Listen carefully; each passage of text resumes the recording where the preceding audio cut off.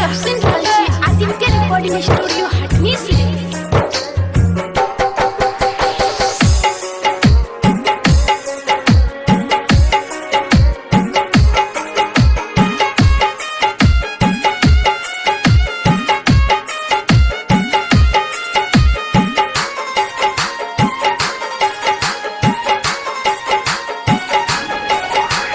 Music by DJ Umesh Shukipur बाजार।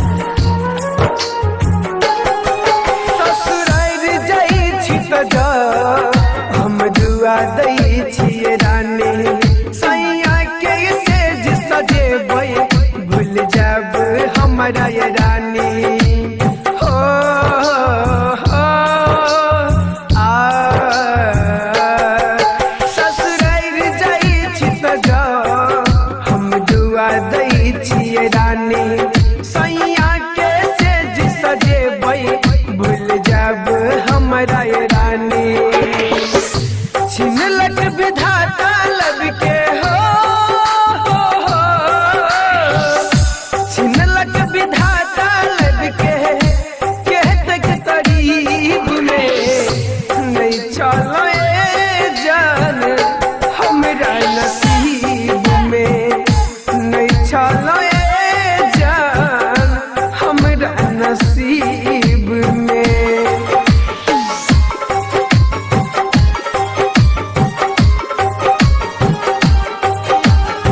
अखन अहाँ सबसे खालची आदित्य रेकॉर्डिंग स्टुडिओ हटनीसले। Music by DJ Umesh Shukipur बाजार।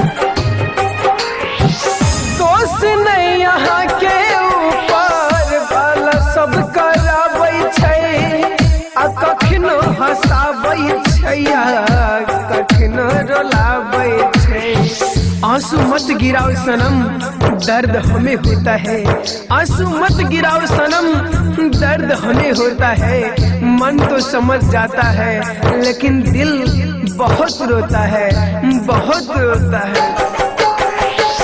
दोस्त नहीं यहाँ के ऊपर वाला सब कराबै छै, आ कखनो हंसाबै छै आ कखनो रोलाबै छै।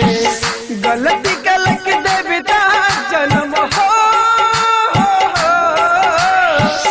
गलती कलक देवता जन्म दह के गरीब में नहीं चलो ए जान हमरा नसीब में, नहीं चलो ए जान हमरा नसीब में।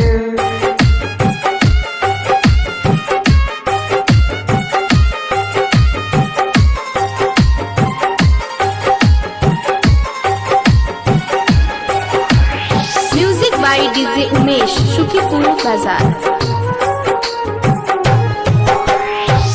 जखने यहाँ के डोली दुआरी से उठत मरल मंजूर शशि के अर्थी उठत। क्या होगा ये शरीर, इसे आग में जला लेंगे हम। क्या होगा ये शरीर, इसे आग में जला लेंगे हम। कसम है इस दुनिया से अपना नाम मिटा लेंगे हम, अपना नाम मिटा लेंगे हम।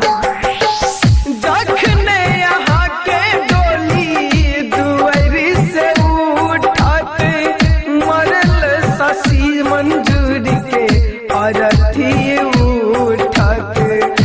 करथिन दफन सानी हो, करथिन दफन सानी जमीन 10 जरीब में नहीं चलो ए जान हमरा नसीब में, नहीं चलो ए जान हमरा नसीब में। ससुराल जाइ छी त जा हम दुआ दै छियै रानी, सैया के सेज सजेबै भूल जाब हमरा ये रानी। छिनलक विधाता लब के हो, छिनलक